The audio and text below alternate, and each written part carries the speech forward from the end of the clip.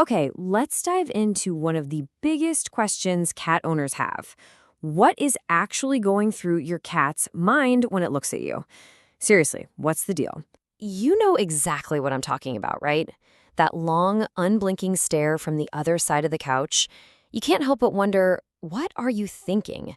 Are they judging my taste in TV shows, plotting world domination, or is it something else completely? We'll get ready for this because the answer is probably not what you think. All the research points to this one mind-blowing fact. Your cat doesn't see you as a human. Not in the way we think of it, anyway. To them, you aren't some totally different, superior being. Nope. You're something much, much closer to home. To really get this, we have to do something kind of tricky. We have to leave our human world behind for a minute and step into theirs. We've got to try and experience reality through a cat's senses. First up, sight. Our vision, it's all about sharp details and a whole spectrum of bright, vivid colors. A cat's vision is totally different. It's built for low light, for hunting at dawn and dusk. So what does that mean for you? It means your face is kind of blurry to them, the details are fuzzy, but the slightest little movement, a twitch of your hand, the way you get up from the chair, that stuff is in high definition. They're wired to see what you do, not what you look like. So if they can't see your face clearly, how in the world do they know it's you? Well, they're using this incredible multi-sensory profile. First off, your smell. You have a totally unique scent signature that's basically your name tag. Then there's sound. They might not get the words, but the specific pitch and tone of your voice, it's like a beacon they can pick out of a crowd. And maybe, most importantly, your routine. The predictable sound of you opening their food, the specific time you settle down for the night. These patterns are everything. They make you a safe, reliable anchor in their world. Okay, so if your cat knows you by your smell, your sound, and your actions, it leads to a really fascinating conclusion. What box do they put you in? If you're not a human, then what are you to them? This is where we get the idea of a feline social role. See, here's the thing. Cats don't really have a mental category for other species. They just have categories like scary thing, new thing, friendly thing, and family. And the box you get put in, it has nothing to do with you being a human. It's 100% based on how you act. You are defined by what you do. So what roles do we usually end up playing?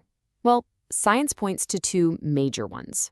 First, you're basically a big, friendly cat. Yeah, you're a bit clumsy, you're huge, but you're not hostile.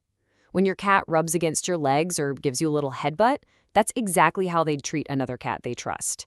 And second, and this one's a biggie, you're a mother figure.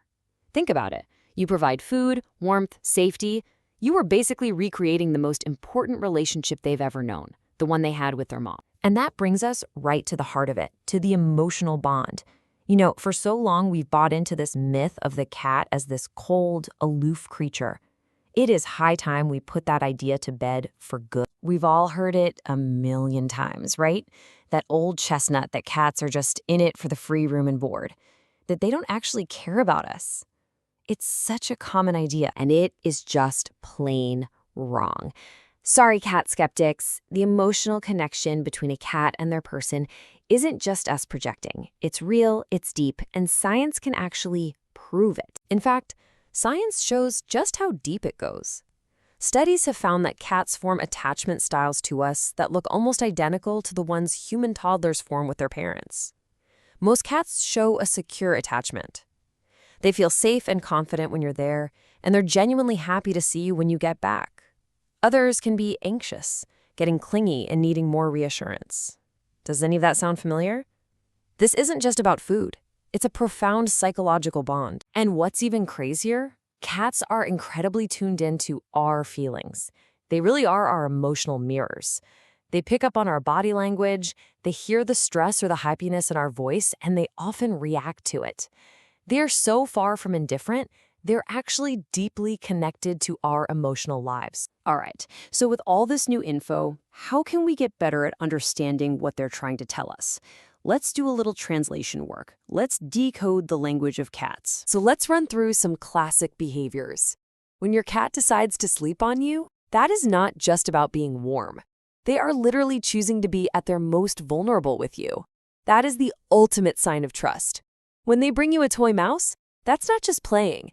They're sharing their prey, a valuable resource, with a member of their family. And when they follow you around the house from room to room, you are their walking, talking safe zone. And that slow blink, you've seen it, that's a cat kiss. It's pure, relaxed affection. So here's the bottom line. You are not a guest in your cat's house. You're not their landlord.